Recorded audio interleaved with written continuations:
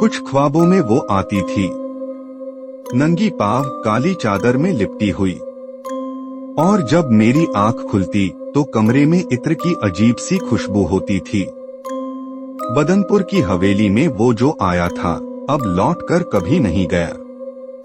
नूरा एक 24 साल की लड़की थी, बेहद खूबसूरत, आंखों में काजल, होठों पर हल्की मुस्कान और अंदर से बेहद अकेली। वो एक फोटो जर्नलिस्ट थी और उसने सुना था कि बदनपुर की पुरानी हवेली में कुछ रहस्यमय होता है। कोई वहां एक रात भी नहीं टिकता। वो वहां रिसर्च के लिए आई थी। हवेली खंडहर हो चुकी थी, लेकिन उसका एक कमरा अब भी ज्यों का त्यों था, जैसे वक्त वहीं रुक गया हो। नूरा ने कैमरा ऑन किया और अपनी डायरी पर लिखा, आज मैं इस हवेली में अकेली हूँ। अजीब सी सरसराहट है, जैसे कोई मुझे देख रहा हो। रात को ठंडी हवा चल रही थी, पर अचानक खिड़की बंद हो गई। मोमबत्ती अपने आप बुझ गई। नूरा ने उठकर देखा, आईने में कोई था, एक धुंधली सी परछाई, लंबे कद का, काले कपड़ों में लिपटा हुआ। चेहरा नहीं दिखता, लेकिन सांसों की गर्माहट जैसे उसके गले के पास महसूस हो रही थी। तू क्यों आई है मेरी दुनिया में?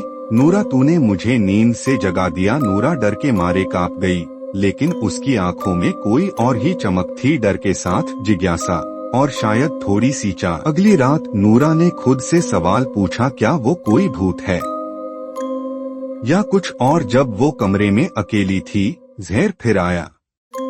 इस बार उसने खुद को दिखाया बेहद आकर्षक, आंखें जैसे गहरी काली रात, और आवाज में ऐसी कशिश की दिल की धड़कन रुक जाए।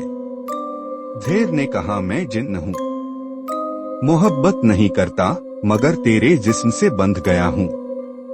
अगर तू यहीं रही तो जिंदा नहीं बचेगी, मगर मेरी हो जाएगी हमेशा के लिए। नूरा का चेहरा डर और सम्मोहन के बीच उलझा हुआ था। वो ज़हर से दूर जाना चाहती थी, लेकिन जब वो पास आता तो दिल धड़कने लगता। एक रात नूरा ने सपना देखा, ज़हर ने उसके बालों में हाथ फिराया, उसकी गर्दन के पास सांस ली और कहा, तेरे रूह की खुशबू मुझे जलाती है, मगर मैं तुझे छू नहीं सकता, अभी नहीं। लेकिन जब उसकी आंख खुली, उसकी गर्दन पर उंगलियों के हल्के निशान थे। क्या ये सपना था या सच? नूरा को हवेली की पुरानी किताबों में पता चला, 400 साल पहले एक राजकुमारी थी, नूरजहां, जिसकी आत्मा अब नूरा के अंदर है। ज़हर उसी का आशिक था, जिसे जलाकर मार दिया गया था। अब वो वापस लौटा है अधूरी मोहब्बत पूरी करने।